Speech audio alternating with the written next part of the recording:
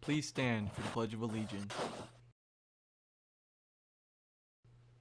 I pledge allegiance to the flag of the United States of America and to the republic for which it stands, one nation, under God, indivisible, with liberty and justice for all. You may now be seated.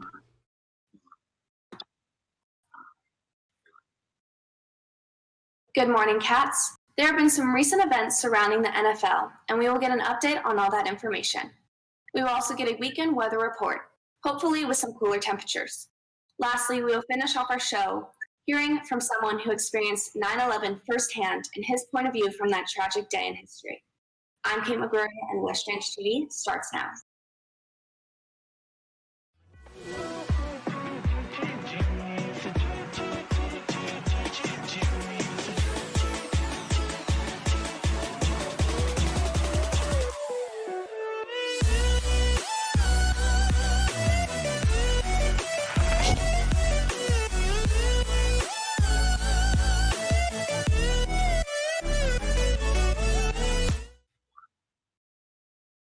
Freshmen, make sure to check your school email today and vote for your ASB class officer candidates.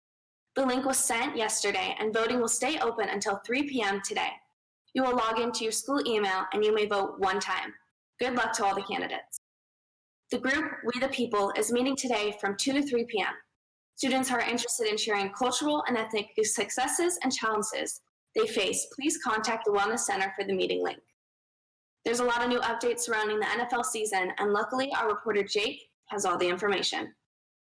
Thanks. As a lot of you may know, the NFL football season has finally returned.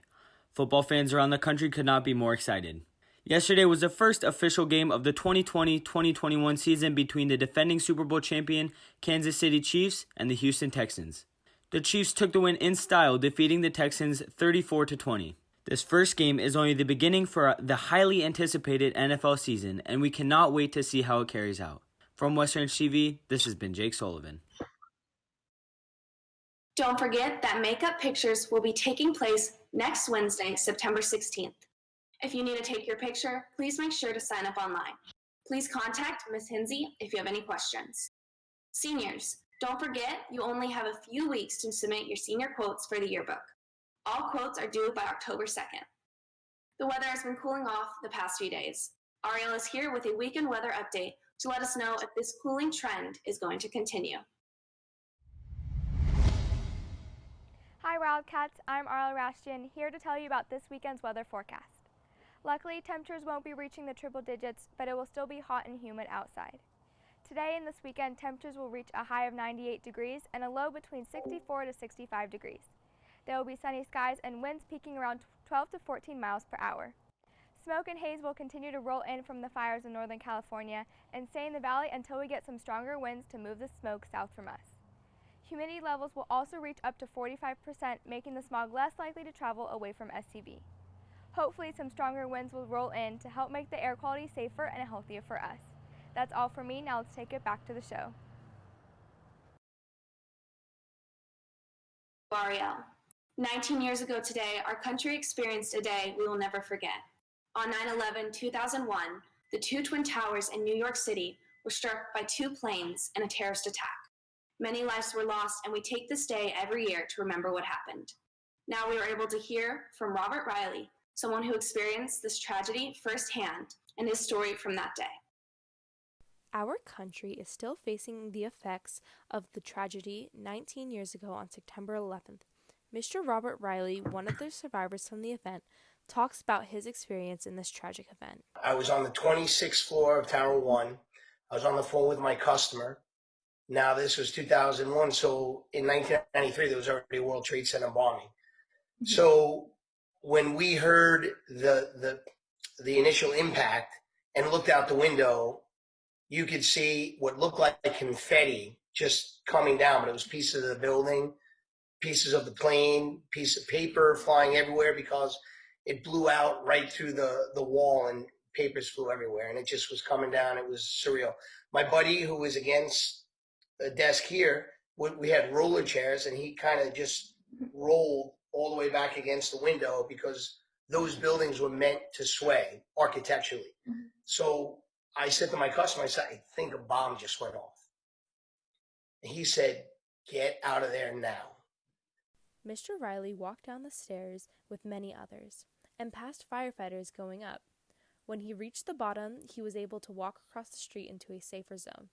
Of the ash and debris on the floor, there were papers and luggage, but that wasn't the worst of what people saw. I had looked up and I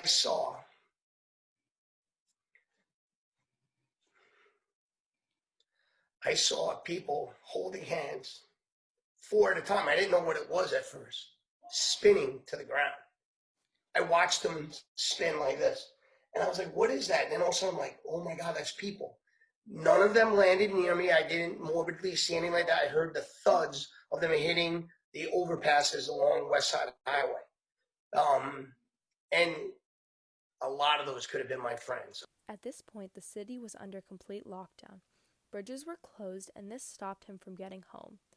He decided to take the subway uptown and then take a taxi to the bridge and waited for it to open. When they opened the bridge, we started walking and all the cars started to go. And I remember this woman, she was an African-American woman.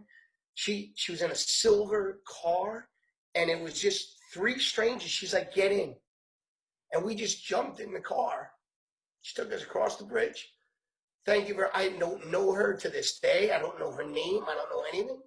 We got to the other side. I said, thank you very much. I walked a little bit, and there was my wife waiting for me on the other side. And I got in, and then you could see the plume of smoke and everything from this side, going on down in the city. And it very, very surreal. Unlike countless others, Mr. Riley was able to go home to his family that night. The effects of this attack on our country and its people were immeasurable. And for that, Mr. Riley says this. You want to know about this, and that's why when people say never forget, don't ever forget. Thank you, Mr. Riley. For West Ranch TV, this has been Elle Brown. Thank you, Mr. Riley, for sharing your story with us. We all, even those of us who are not born yet, keep that day in our thoughts and remember those whose lives were lost. That's all for today's show. Thank you for tuning in. See you next week.